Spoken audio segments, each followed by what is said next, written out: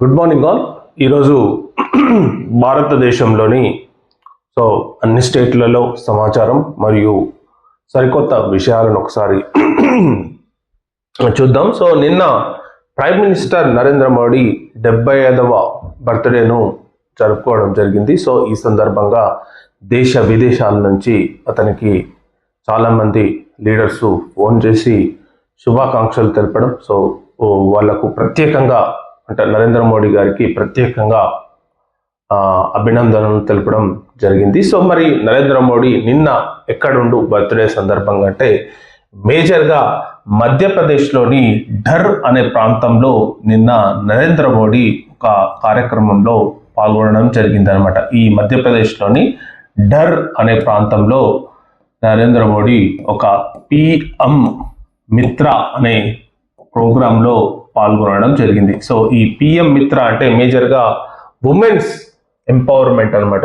Women's యొక్క స్కిల్స్ను కానీ ఉమెన్స్ని పలు విధాలుగా అభివృద్ధి చేసే కార్యక్రమం ఇది పిఎం మిత్ర అనే కార్యక్రమంలో మధ్యప్రదేశ్లో పాల్గొనడం జరిగింది అనమాట.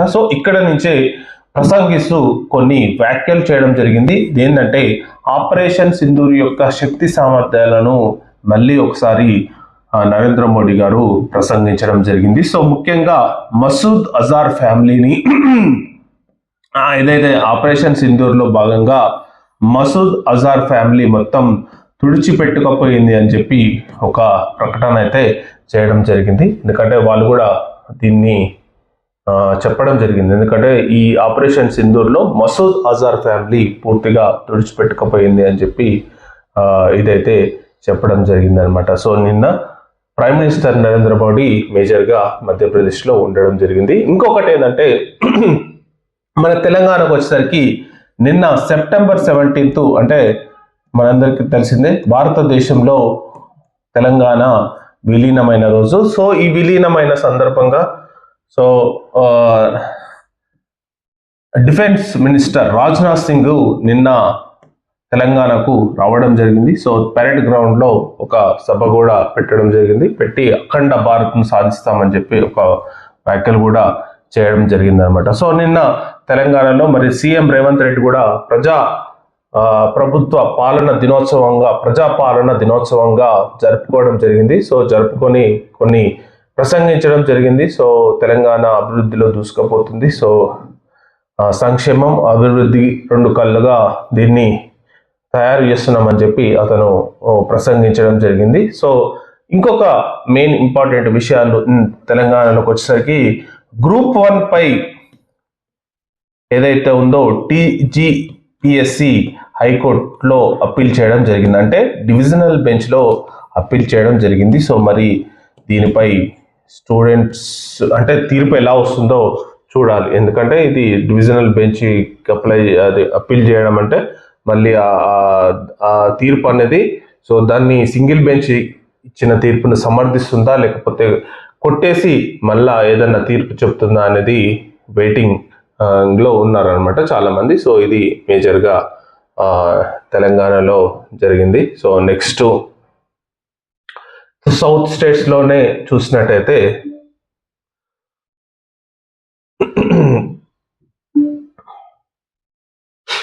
నెక్స్ట్ ఆంధ్రప్రదేశ్కి వస్తే ఆంధ్రప్రదేశ్లో మేజర్గా కలెక్టర్ల మీటింగ్ నిన్న పెట్టడం జరిగింది. అంటే నిన్న నుంచో సీఎం చంద్రబాబు నాయుడు ఇక్కడ కలెక్టర్స్ మీటింగ్స్తో అక్కడ జరుగుతున్న విషయాలపై ఒక అధ్యయనం చేయడానికి ఒక మీటింగ్ అయితే పెట్టడం జరిగింది.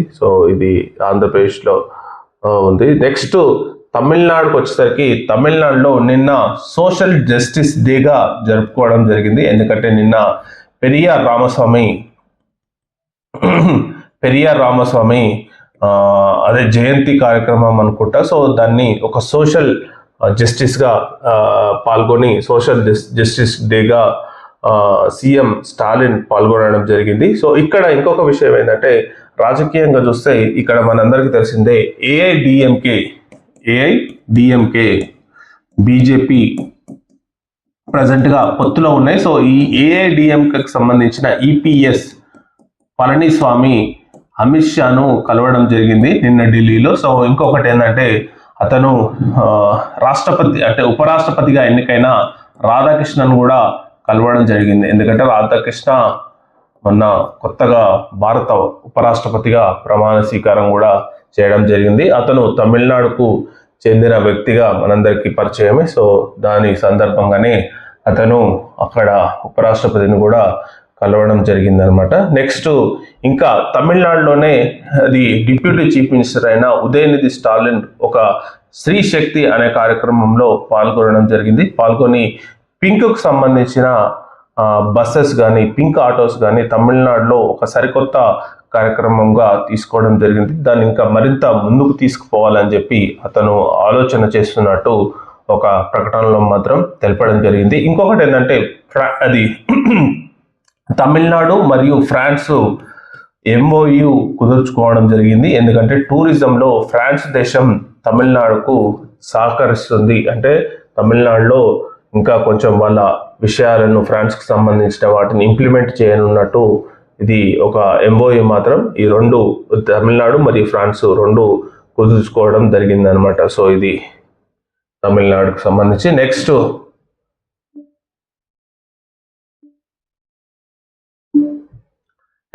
కేరళకు సంబంధించిన విషయం చూస్తే మేజర్గా కేరళలో ఏకే ఆంటోనీ అంటే ఫార్మర్ కాంగ్రెస్ ఇతను. సో ఇతను ఫార్మర్ డిఫెన్స్ మినిస్టర్ కూడా. సో ఇతని కొడుకు బీజేపీలోకి ఏకే ఆంటోనీ కొడుకు బీజేపీలోకి వెళ్ళడం జరిగింది. సో కానీ ఏకే ఆంటోనీ మాత్రం ఇంతవరకు స్పందించలేదన్నమాట. సో నిన్న మాత్రం ప్రెస్ మీట్ పెట్టి స్పందించడం జరిగింది. సో అది చాలా బాధాకరం అని చెప్పి ఆయన తన కొడుకు బీజేపీలోకి వెళ్ళడం అనేది చాలా జీర్ణించుకోలేకపోతున్నా అని చెప్పి కొన్ని మాటలు అయితే మాట్లాడడం జరిగింది.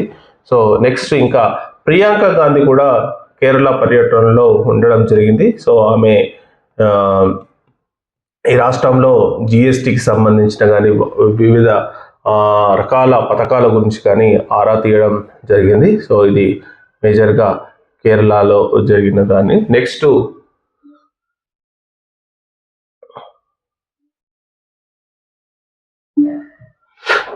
కర్ణాటకలోకి వచ్చేసరికి కర్ణాటకలో మేజర్గా క్యాస్ట్ సెన్సెస్ అంటే ఏదైతే తెలంగాణ ప్రకారం క్యాస్ట్ సెన్సెస్ చేసిందో సో దాని ప్రకారమే క్యాస్ట్ సెన్సెస్ చేయాలని చెప్పి deputy chief minister DK Shivakumar ఒక ప్రకటనలో తెలపడం జరిగింది. కాకపోతే ఇంకొకటి ఏంటంటే దీన్ని అడ్డుకోవాలని చెప్పి ఇక్కడ ఉన్న బీజేపీ నాయకులు గవర్నర్కు కంప్లైంట్ ఇవ్వడం జరిగింది. సో క్యాస్ట్ సెన్సెస్ కుల గణన అనేది రాజ్యాంగ ఏదో సంథింగ్ వ్యతిరేకం అని చెప్పి వాళ్ళు గవర్నర్కు ఒక మెమోరాండం అయితే ఇవ్వడం జరిగింది. నెక్స్ట్ ఇక్కడ ఆల్మెట్ డ్యామ్ను పెంచబోతున్నట్టు కర్ణాటక ప్రభుత్వం తెలపడం జరిగింది. మనందరికీ తెలిసిందే ఆల్మెట్ డ్యామ్ కర్ణాటకలో ఉంటుంది. సో దాని ఎత్తును మరింత పెంచాలన్న ఆలోచనలో కర్ణాటక ప్రభుత్వం ఉన్నట్టు సమాచారం అన్నమాట. సో ఇది కర్ణాటకకు సంబంధించి. నెక్స్ట్ ఒడిశాకు సంబంధించి నిన్న నరేంద్ర మోడీ పుట్టినరోజు సందర్భంగా SN అంటే స్వశక్తి SNSAP అనే కార్యక్రమాన్ని ఇక్కడ ఒరిస్సా చీఫ్ మినిస్టర్ మాంజీ ఈ కార్యక్రమంలో పాల్గొనడం జరిగింది. SNSAP అంటే మేజర్గా ఉమెన్స్ యొక్క ఆరోగ్యం గురించి హెల్త్ ఎంపవర్మెంట్ ఆఫ్ ఉమెన్స్ అనే ప్రోగ్రామ్ను ఈ ఒరిస్సాలో సరికొత్తగా తీసుకోవడం జరిగింది. ఇక్కడ మేజర్గా ఏంటంటే వీళ్ళు ఈ SNSAP ప్రోగ్రాంలో భాగంగా మహిళలకు సంబంధించిన మొత్తం పరీక్షలు ఆరోగ్య పరీక్షలు వీళ్ళే చేస్తారనమాట. ఈ ప్రోగ్రాం కిందనే మహిళల యొక్క ఆరోగ్యాన్ని గురించి మొత్తం దీన్నే చేస్తారు. సో నిన్న మోడీ పుట్టినరోజు సందర్భంగా ఈ కార్యక్రమాన్ని ఒరిస్సాలో మాంజీ ప్రారంభించడం జరిగింది. నెక్స్ట్ ఛత్తీస్గఢ్కి వచ్చేసరికి ఛత్తీస్గఢ్లో మనందరికీ తెలిసిందే నక్సలైట్స్ ఎక్కువగా ఉండే స్టేట్ అనమాట. మావోయిస్టులు ఎక్కువగా ప్రాబల్యం ఉన్న స్టేట్. సో ఇక్కడ అభయ్ పేరు మీద అంటే మావోయిస్టు అధికార ప్రతినిధి అయిన అభయ్ పేరు మీద ఒక లెటర్ అయితే కేంద్ర మినిస్టర్కు అంటే ఓపెన్ లెటర్ మాత్రం రిలీజ్ చేయడం జరిగింది. సో మావోయిస్టులు మేమంతా ఆయుధాలను వదిలేస్తాం, మాకు ఒక 4 రోజులు టైం ఇవ్వండి, మేము వేరే నాయకులతో చర్చించి పూర్తిగా ఆయుధాలను వదిలే పందాలో ఉన్నట్టు ఆలోచిస్తున్నామని చెప్పి ఒక సంచలనమైన లెటర్ మాత్రం రిలీజ్ కావడం జరిగింది. సో దీనికి మరి సెంట్రల్ గవర్నమెంట్ ఒక 1 month టైం ఇస్తుందా లేదా అనేది చూడాలి. ఎందుకంటే సెంట్రల్ గవర్నమెంట్ లెక్క ప్రకారం ఇమీడియట్గా మీరు లొంగిపోండి అని చెప్పి వాళ్ళకైతే ఆయుధాలను వదిలి ఇమీడియట్గా లొంగిపోండి అని చెప్పి వాళ్ళకు సూచించడం జరిగింది. సో వాళ్ళు కూడా మేము ఇంకా ఆయుధ పందాలు అంటే ఇప్పుడు మేజర్గా మావోయిస్టులకు గవర్నమెంట్కి వచ్చిన మేజర్ ఇష్యూ ఏంటంటే ఆయుధాలు. సో ఆయుధాలు పట్టుకోవడం అనేది రాజ్యాంగ ప్రకారం వ్యతిరేకం అన్నమాట. సో అందుకోసం అని చెప్పి వాళ్ళపై ఇన్ని ఇంత దాడి కానీ ఇంత ఇది కానీ జరుగుతుంది. సో ఆయుధాలనే వదిలేస్తామని చెప్పి మేము ప్రజా జీవితంలోకి వస్తాం. సో మారిన ప్రపంచ పరిస్థితులు, మారిన సమీకరణాల దృష్ట్యా మేము కూడా మారాలనుకుంటాం, ఒక నెల టైం ఇవ్వండి అని చెప్పి వాళ్ళైతే అబ్బాయి పేరు మీద ఒక లెటర్ అయితే రిలీజ్ చేయడం జరిగింది. సో దాని ప్రకారం కేంద్ర ప్రభుత్వం స్పందన ఎలా ఉంటుందో మనం చూడాలన్నమాట. నెక్స్ట్ మహారాష్ట్రకు వచ్చేసరికి సో ఇక్కడ మహారాష్ట్ర న్యూస్ వచ్చేసరికి ఇక్కడ మేజర్గా వర్షాలు అనేది చాలా విపరీతంగా పడుతున్నాయి. సో మహారాష్ట్రలో ముంబైలో పర్టికులర్లో మాత్రం ముంబై కానీ తానే కానీ వర్షాలు మాత్రం చాలా బీభత్సకరంగా పడుతున్నాయి. సో ఆనియన్స్ ఎందుకంటే ఇక్కడ ఆనియన్స్ అనేది మహారాష్ట్రలో చాలా ఎక్కువగా పండిస్తుంది. సో ఆనియన్స్ యొక్క రేట్ అనేది పడిపోయిందని చెప్పి ఒక వార్త, మరియు ఎక్కువ అవుతుందని చెప్పి ఒక వార్త మాత్రం మహారాష్ట్రలో ఎక్కువగా నడుస్తుంది. సో ఇక్కడ ఇంకొకటి ఏంటంటే బాల్ ఠాక్రే అంటే ఇప్పుడు శివసేన యూబీటీ ఎక్కడైనా ఉద్ధవ్ ఠాక్రేతో బీజేపీ గవర్నమెంట్ చర్చిస్తుంది. సో అతన్ని గవర్నమెంట్లోకి తీసుకో విధంగా చర్చలు జరుగుతున్నట్టు మాత్రం వార్తలు అయితే రావడం జరిగింది. సో అందులో ఎంతవరకు నిజం ఉందో అన్నది మనం చూడాలన్నమాట.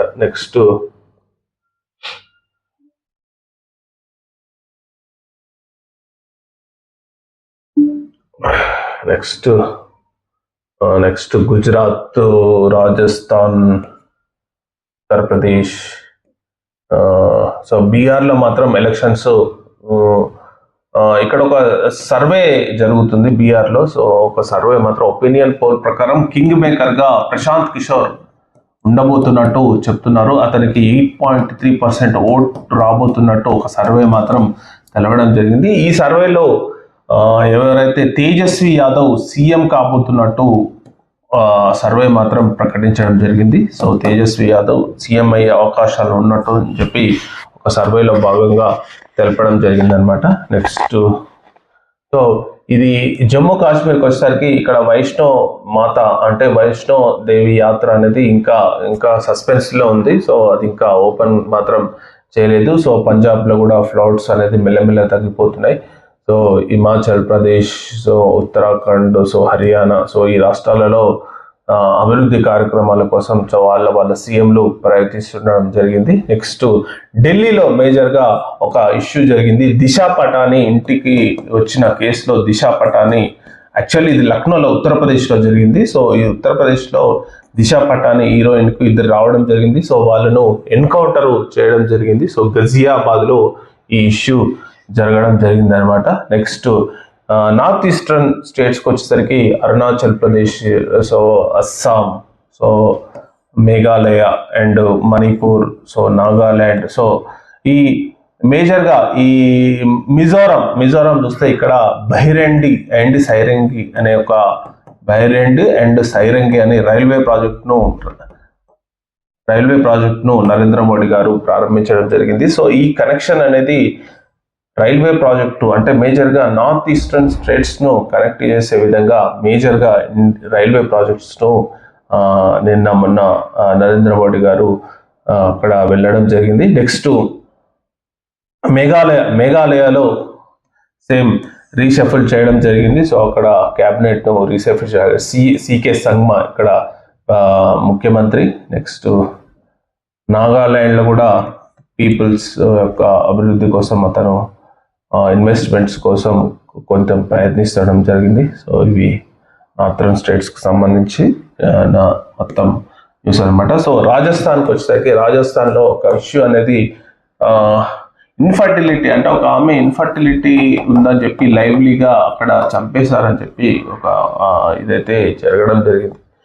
నెక్స్ట్ ఇది మేజర్గా మేజర్గా ఇండియాలో స్టేట్స్ అన్నిటికి సంబంధించిన న్యూస్ యొక్క వివరాలు. So thank you very much.